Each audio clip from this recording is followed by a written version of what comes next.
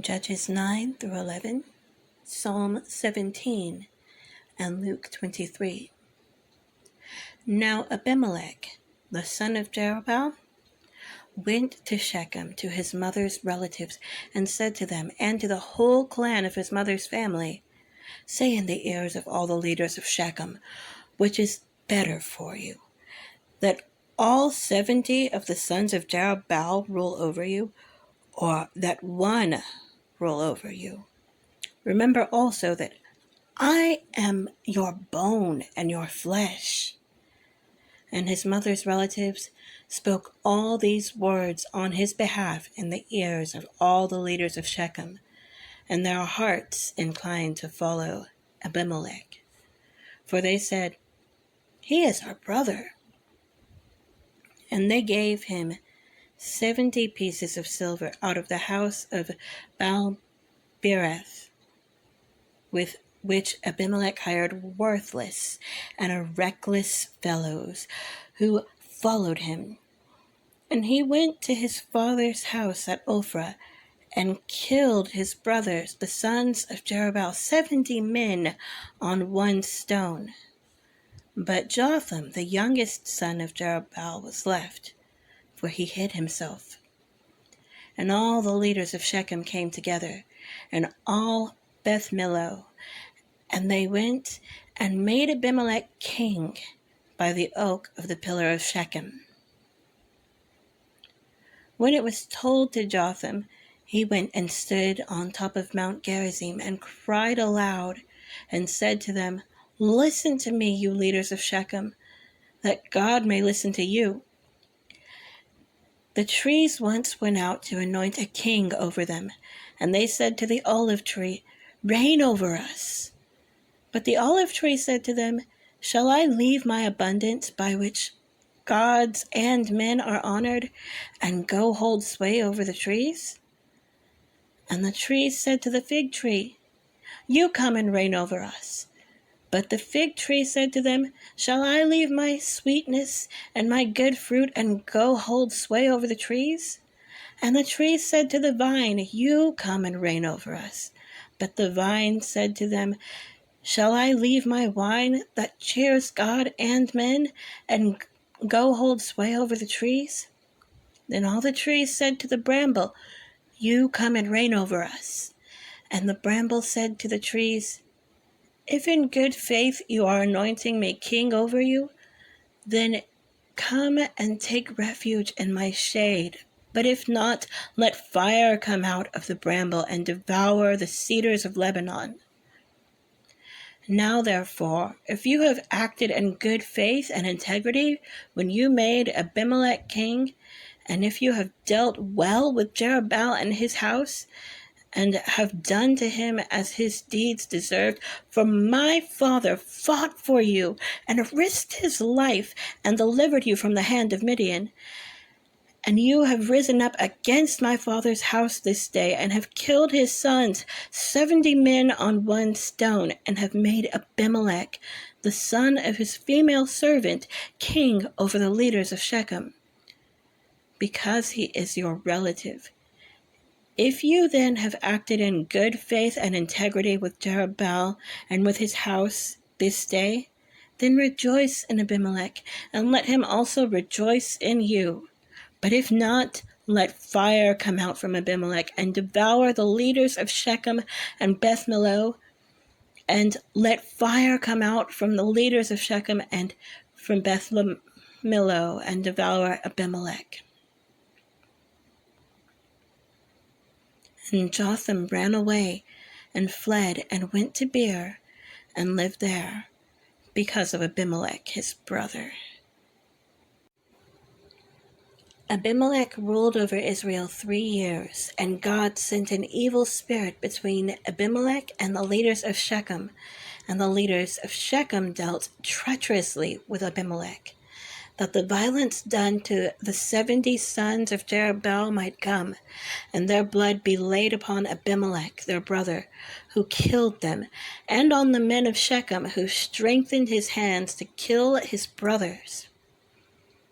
And the leaders of Shechem put men in ambush against him on the mountaintops, and they robbed all who passed by them along that way. And it was told to Abimelech. And Gaal, the son of Ebed, moved into Shechem with his relatives, and the leaders of Shechem put confidence in him. And they went out into the field and gathered the grapes from their vineyards and trod them and held a festival. And they went into the house of their God and ate and drank and reviled Abimelech. And Gaal, the son of Ebed, said, "Who is Abimelech, and who are we of Shechem, that we should serve him? Is he not the son of Jerubbaal? And is not Zebul his officer? Serve the men of Hamor, the father of Shechem, but why should we serve him? Would that this people were under my hand. Then I would remove Abimelech. I would say to Abimelech, increase your army and come out." When Zebul, the ruler of the city, heard the words of Gaal, the son of Ebed, his anger was kindled. And he sent messengers to Abimelech secretly, saying, "Behold, Gaal, the son of Ebed, and his relatives have come to Shechem, and they are stirring up the city against you. Now therefore, go by night, you and the people who are with you, and set an ambush in the field. Then in the morning, as soon as the sun is up, rise early and rush upon the city. And when he and the people who are with him come out against you, you may do to them as your hand finds to do." So Abimelech and all the men who were with him rose up by night and set an ambush against Shechem in 4 companies. And Gaal, the son of Ebed, went out and stood in the entrance of the gate of the city, and Abimelech and the people who were with him rose from the ambush. And when Gaal saw the people, he said to Zebul, "Look, people are coming down from the mountaintops." And Zebul said to him, "You mistake the shadow of the mountains for men." And Gaal spoke again and said, "Look, people are coming down from the center of the land, and one company is coming from the direction of the diviner's oak." Then Zebul said to him, "Where is your mouth now, you who said, 'Who is Abimelech, that we should serve him?' Are not these the people whom you despised? Go out now and fight with them." And Gaal went out at the head of the leaders of Shechem and fought with Abimelech.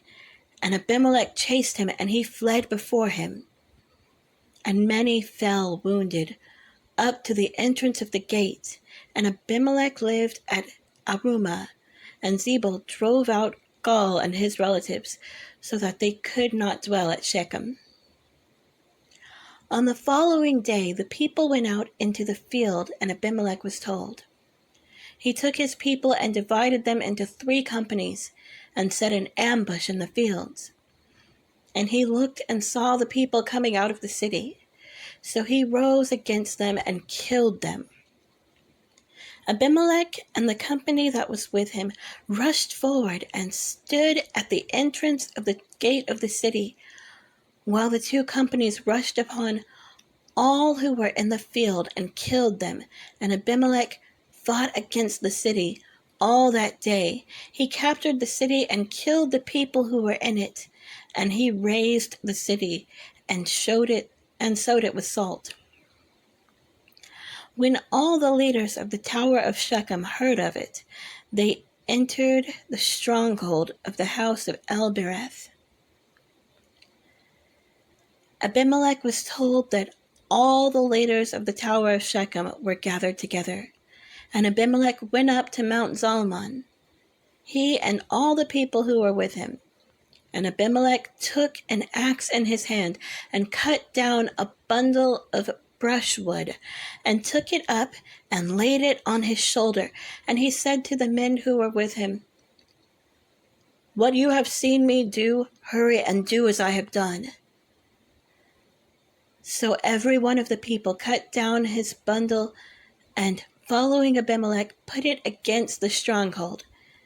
and they set the stronghold on fire over them, so that all the people of the tower of Shechem also died, about 1,000 men and women. Then Abimelech went to Thebes and encamped against Thebes and captured it. But there was a strong tower within the city, and all the men and women and all the leaders of the city fled to it and shut themselves in. And they went up to the roof of the tower, and Abimelech came to the tower and fought against it, and drew near to the door of the tower to burn it with fire. And a certain woman threw an upper millstone on Abimelech's head and crushed his skull. Then he called quickly to the young man, his armor-bearer, and said to him, "Draw your sword and kill me, lest they say of me, a woman killed him." And his young man thrust him through, and he died. And when the men of Israel saw that Abimelech was dead, everyone departed to his own home. Thus God returned the evil of Abimelech, which he committed against his father, and killing his 70 brothers. And God also made all the evil of the men of Shechem return on their heads, and upon them came the curse of Jotham, the son of Jerubbaal.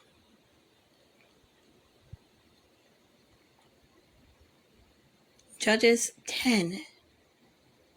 After Abimelech there arose to save Israel Tola, the son of Puah, the son of Dodo, a man of Issachar, and he lived at Shamir in the hill country of Ephraim. And he judged Israel 23 years. Then he died and was buried at Shamir. After him arose Jair, the Gileadite, who judged Israel 21 years. And he had 30 sons who rode on 30 donkeys. And they had 30 cities, called Havoth-Jair, to this day, which are in the land of Gilead.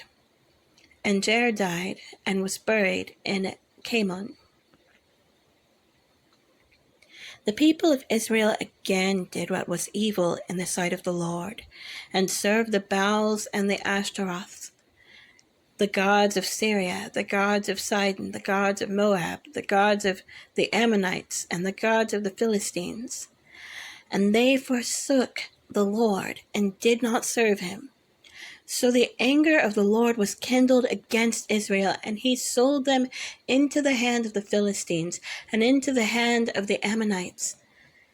And they crushed and oppressed the people of Israel that year.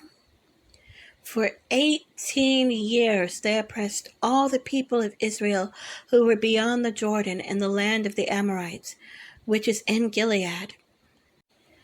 And the Ammonites crossed the Jordan to fight also against Judah and against Benjamin and against the house of Ephraim, so that Israel was severely distressed.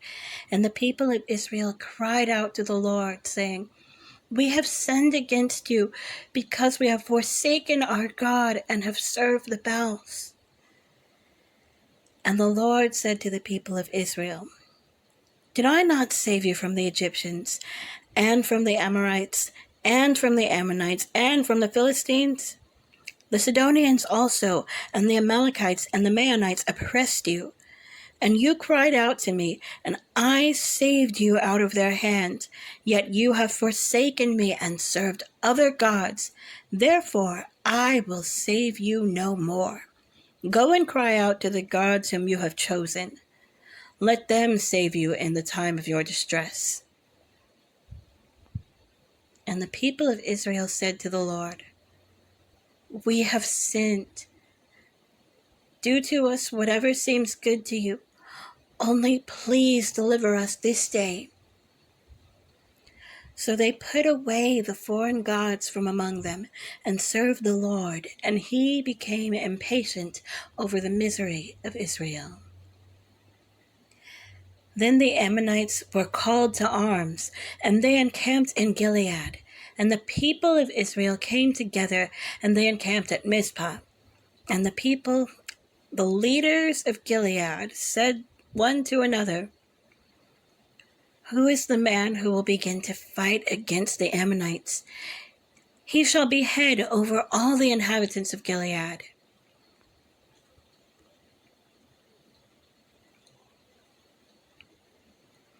Judges 11. Now Jephthah the Gileadite was a mighty warrior, but he was the son of a prostitute.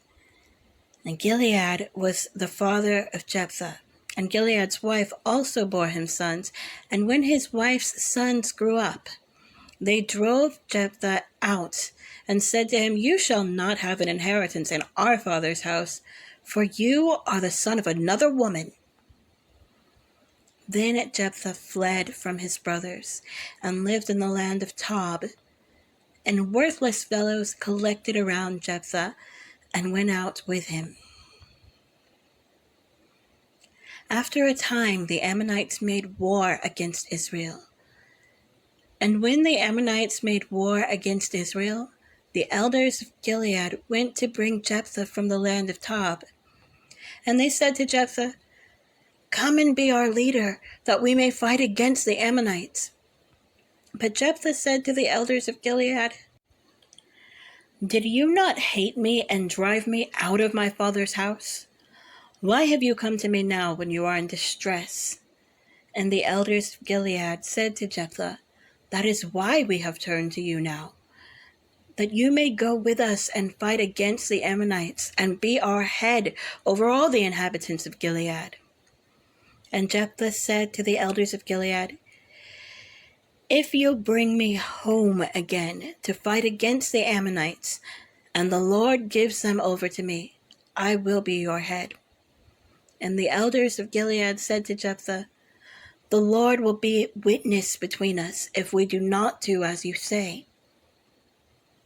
So Jephthah went with the elders of Gilead, and the people made him head and leader over them. And Jephthah spoke all his words before the Lord at Mizpah. Then Jephthah sent messengers to the king of the Ammonites and said, "What do you have against me, that you have come to me to fight against my land?" And the king of the Ammonites answered the messengers of Jephthah, "Because Israel, on coming up from Egypt, took away my land from the Arnon to the Jabbok, and to the Jordan. Now, therefore, restore it peaceably." Jephthah again sent messengers to the king of the Ammonites and said to him, "Thus says Jephthah, Israel did not take away the land of Moab or the land of the Ammonites, but when they came up from Egypt, Israel went through the wilderness to the Red Sea and came to Kadesh. Israel then sent messengers to the king of Edom, saying, "Please let us pass through your land." But the king of Edom would not listen. And they sent also to the king of Moab, but he would not consent. So Israel remained at Kadesh. Then they journeyed through the wilderness and went around the land of Edom and the land of Moab, and arrived on the east side of the land of Moab, and camped on the other side of the Arnon. But they did not enter the territory of Moab, for the Arnon was the boundary of Moab. Israel then sent messengers to Sihon, king of the Amorites, king of Heshbon, and Israel said to him, "Please let us pass through your land to our country." But Sihon did not trust Israel to pass through his territory, so Sihon gathered all his people together and encamped at Jahaz and fought with Israel. And the Lord, the God of Israel, gave Sihon and all his people into the hand of Israel, and they defeated them. So Israel took possession of all the land of the Amorites who inhabited that country. And they took possession of all the territory of the Amorites from the Arnon to the Jabbok, and from the wilderness to the Jordan. So then, the Lord, the God of Israel, dispossessed the Amorites from before his people Israel. And are you to take possession of them? Will you not possess what Chemosh, your God, gives you to possess?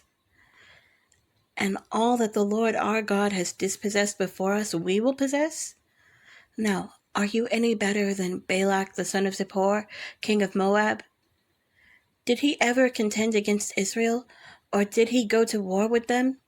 Well, Israel lived in Heshbon and its villages, and in Aroer and its villages, and in the cities that are on the banks of the Arnon 300 years.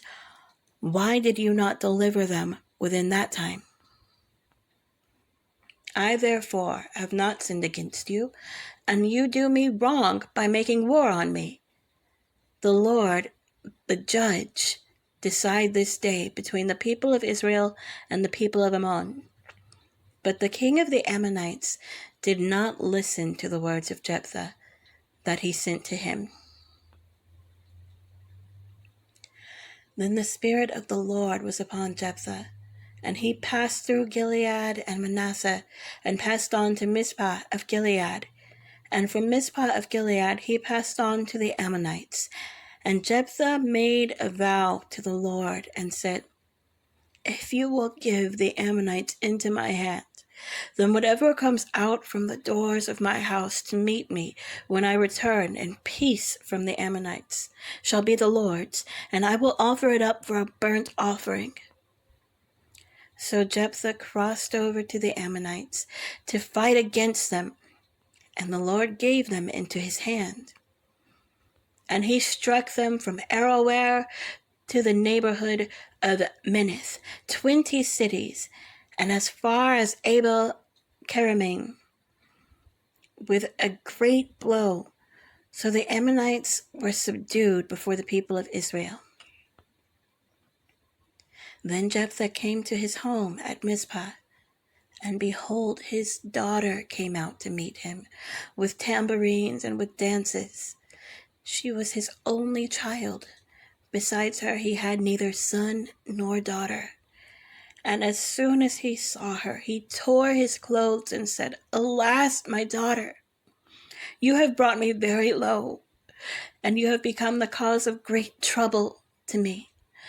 For I have opened my mouth to the Lord, and I cannot take back my vow. And she said to him, My father, you have opened your mouth to the Lord. Do to me according to what has gone out of your mouth, now that the Lord has avenged you on your enemies, on the Ammonites. So she said to her father, Let this thing be done for me.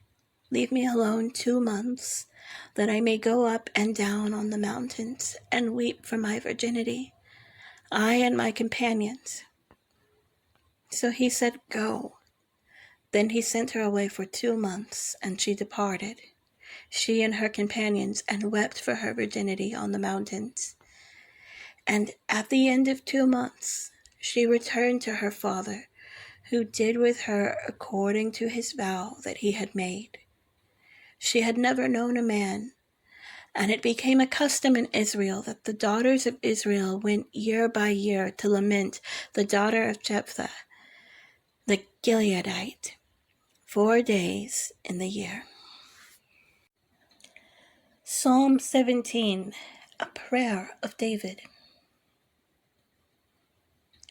Hear a just cause, O Lord. Attend to my cry. Give ear to my prayer from lips free of deceit.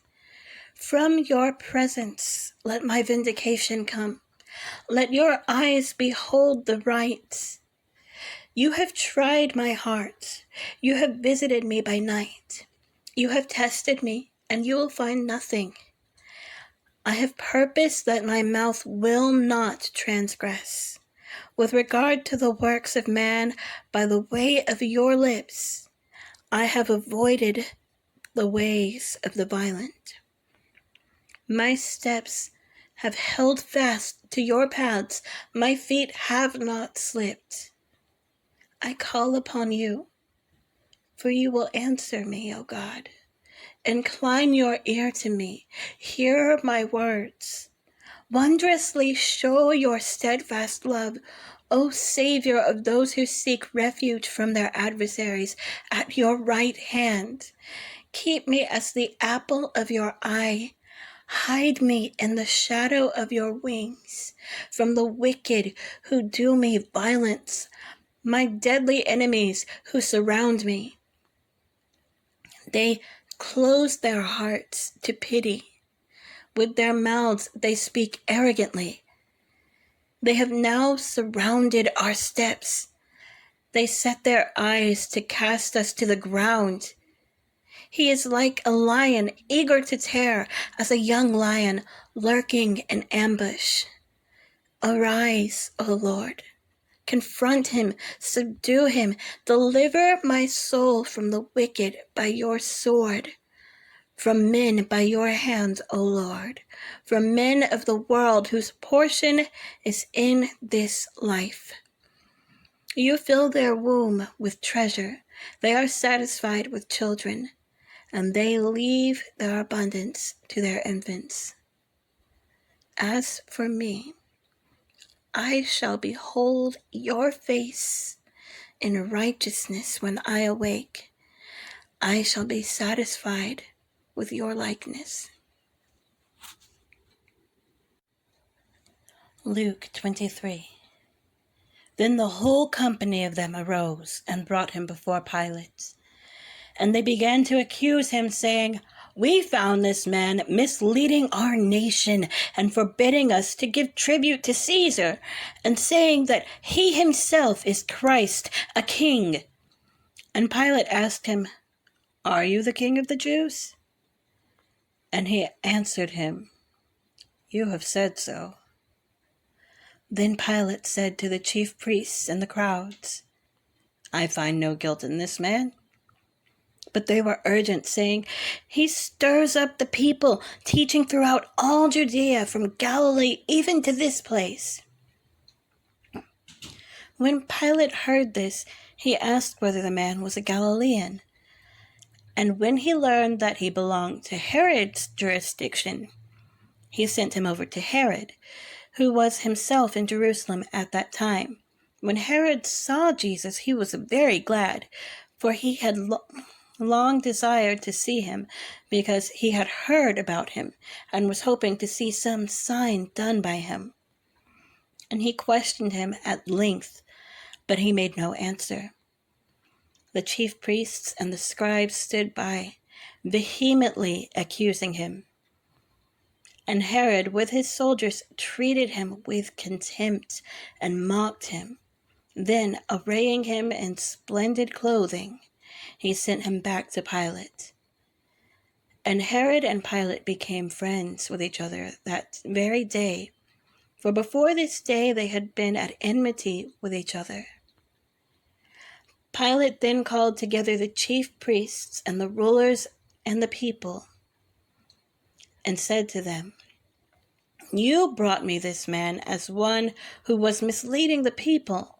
And after examining him before you, behold, I did not find this man guilty of any of your charges against him. Neither did Herod, for he sent him back to us. Look, nothing deserving death has been done by him. I will therefore punish and release him.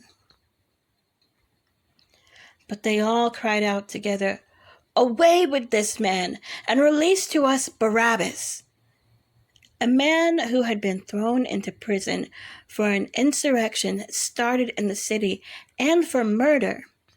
Pilate addressed them once more, desiring to release Jesus. But they kept shouting, Crucify him! Crucify him! A third time he said to them, Why? What evil has he done? I have found in him no guilt deserving death. I will therefore punish and release him. But they were urgent, demanding with loud cries that he should be crucified. And their voices prevailed. So Pilate decided that their demand should be granted. He released the man who had been thrown into prison for insurrection and murder, for whom they asked, but he delivered Jesus over to their will. And as they led him away, they seized one Simon of Cyrene, who was coming in from the city, and laid on him the cross to carry it behind Jesus. And there followed him a great multitude of the people, and women who were mourning and lamenting for him. But turning to them, Jesus said, "Daughters of Jerusalem, do not weep for me, but weep for yourselves and for your children. For behold, the days are coming when they will say, 'Blessed are the barren, and the wombs that never bore, and the breasts that never nursed.' Then they will begin to say to the mountains, 'Fall on us,' and to the hills, 'Cover us.' For if they do these things when the wood is green, what will happen when it is dry?" 2 others, who were criminals, were led away to be put to death with him. And when they came to the place that is called the Skull, there they crucified him and the criminals, one on his right and one on his left. And Jesus said, "Father, forgive them, for they know not what they do." And they cast lots to divide his garments, and the people stood by watching. But the rulers scoffed at him, saying, "He saved others, let him save himself, if he is the Christ of God, his chosen one." The soldiers also mocked him, coming up and offering him sour wine and saying, "If you are the king of the Jews, save yourself." There was also an inscription over him, "This is the King of the Jews." One of the criminals who were hanged railed at him, saying, "Are you not the Christ? Save yourself and us." But the other rebuked him, saying, "Do you not fear God, since you are under the same sentence of condemnation? And we indeed justly, for we are receiving the due reward for our deeds. But this man has done nothing wrong." And he said to Jesus, "Jesus, remember me when you come into your kingdom." And he said to him, "Truly I say to you, today you will be with me in paradise." It was now about the 6th hour, and there was darkness over the whole land until the 9th hour, while the sun's light failed. And the curtain of the temple was torn in two. Then Jesus, calling out with a loud voice, said, "Father, into your hands I commit my spirit." And having said this, he breathed his last. Now, when the centurion saw what had taken place, he praised God, saying, "Certainly this man was innocent." And all the crowds that had assembled for this spectacle, when they saw what had taken place, returned home, beating their breasts. And all his acquaintances and the women who had followed him from Galilee stood at a distance watching these things. Now there was a man named Joseph from the Jewish town of Arimathea. He was a member of the council, a good and righteous man who had not consented to their decision and action, and he was looking for the kingdom of God. This man went to Pilate and asked for the body of Jesus. Then he took it down and wrapped it in a linen shroud and laid him in a tomb cut in stone, where no one had ever yet been laid. It was the day of preparation, and the Sabbath was beginning. The women who had come with him from Galilee followed and saw the tomb and how his body was laid. Then they returned and prepared spices and ointments. On the Sabbath they rested according to the commandment.